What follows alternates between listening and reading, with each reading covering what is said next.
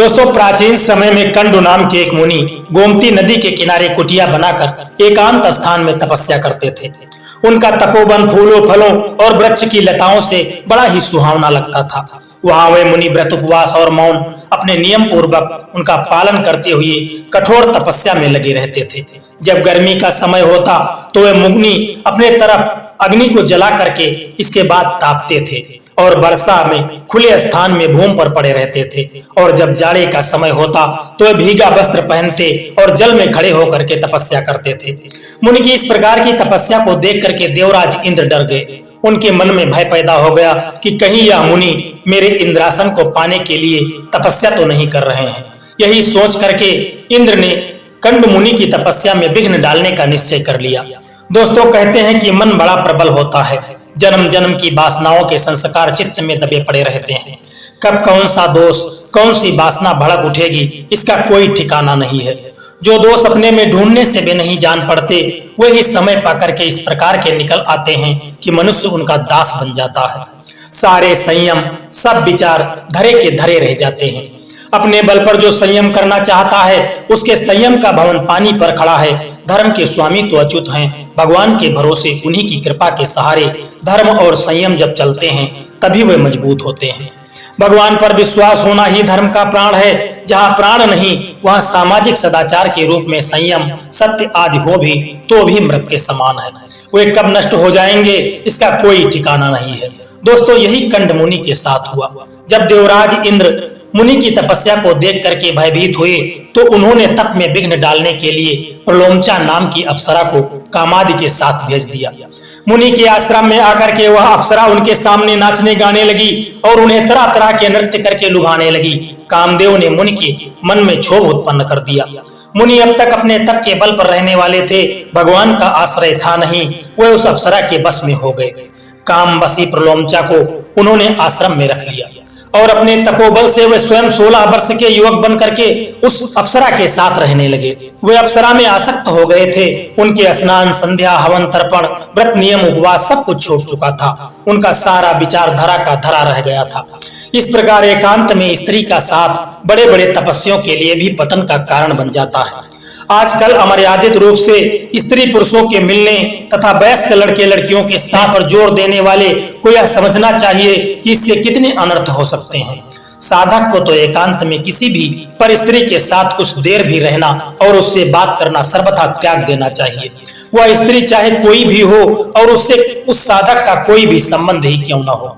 दोस्तों, कंड मुनि काम के वशीभूत होकर के उस अप्सरा में इतने आसक्त हो गए कि उन्हें रात, दिन, महीने, पक्ष, मास और वर्ष का कुछ भी पता नहीं चलता था। इस प्रकार धीरे धीरे जब 100 वर्ष बीत गए और अप्सरा ने स्वर्ग जाने की इच्छा मुनि के सामने प्रकट की तो मुनि ने कहा कि कुछ दिन और ठहर जाओ। इस तरह से जब फिर 100 वर्ष बीते तो प्रलोमचा ने एक बार मुनि से फिर आज्ञा मांगी। तब ऋषि ने फिर कुछ दिन के लिए ठहरने के लिए उस अप्सरा से कहा। इस प्रकार धीरे धीरे कई 100 वर्ष बीतते चले गए। मुनि आज्ञा नहीं देते थे और उनके साप के भय के कारण वह अप्सरा जा नहीं पाती थी। दोस्तों, एक दिन की बात है कि पूर्व में किए गए मुनि के पुण्य के प्रभाव से मुनि को कुछ याद आया और वे शीघ्रता पूर्वक कुटिया के बाहर जाने लगे। अप्सरा ने पूछा कि आप कहाँ जा रहे हो? तब उस समय मुनि ने बताया कि सूर्यास्त हो रहा है, मेरे संध्या बंदन का समय हो गया है। इस समय मुझे संध्या करना चाहिए, अन्यथा कर्म का लोप हो जाएगा। अप्सरा ने हाथ जोड़ करके नम्रता पूर्वक कहा कि भगवान, आज आपका क्या नया सूर्यास्त हो रहा है? वह तो पता नहीं कितने दिनों से नित्य होता चला आया है। इस तरह से कितने ही सूर्यास्त बीत गए, कितना समय बीत गया, आपने किसी दिन आपने संध्या नहीं की। मुनि को इस बात को सुनकर बड़ा आश्चर्य हुआ। उन्होंने कहा कि तुम क्या कह रही हो? आज सवेरे ही तो तुम आई हो। अप्सरा ने बताया, भगवान, या तो ठीक है कि मैं जब आई थी उस समय प्रातः काल का समय था, किंतु उसे तो 907 वर्ष 6 महीने और 3 दिन बीत चुके हैं। आपको इतना भी आभास नहीं कि इतना लंबा समय हो गया है।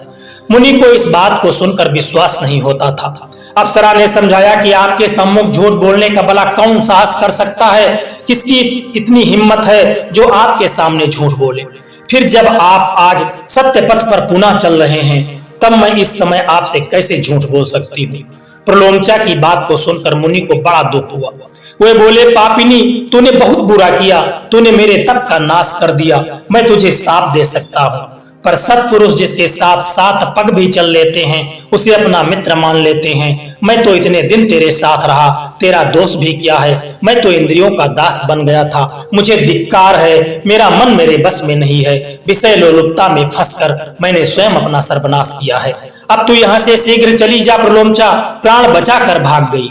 वह गर्भवती थी, उसके गर्भ से कन्या उत्पन्न हुई जिसका नाम मारिया हुआ। यही मारिया दक्ष प्रजापति की जननी हुई। तपोभ्रष्ट होने से कंड मुनि को बड़ा पश्चाताप हुआ। ये बहुत ही दुखी हुए, उस स्थान को छोड़ करके जगन्नाथ धाम चले आए। उन पुण्यात्मा के पूर्वकृत पुण्यों का उदय हुआ। पश्चाताप से व्याकुल होकर के उन्होंने भगवान की शरण ग्रहण की। ये मर्यादा पुरुषोत्तम का ध्यान करते हुए, कठोर नियम और व्रत का पालन करते हुए, श्रद्धा के साथ एकाग्र मन से उन करुणा वत्सल प्रभु की ही स्तुति किया करते थे। भगवान में लगते ही मुनि का मन निर्मल हो गया। उनमें भगवान के दर्शन की प्रबल उत्कंठा जाग गई। उनके प्राण भगवान की भुवन मोहक छवि का दर्शन पाने के लिए तड़पने लगे।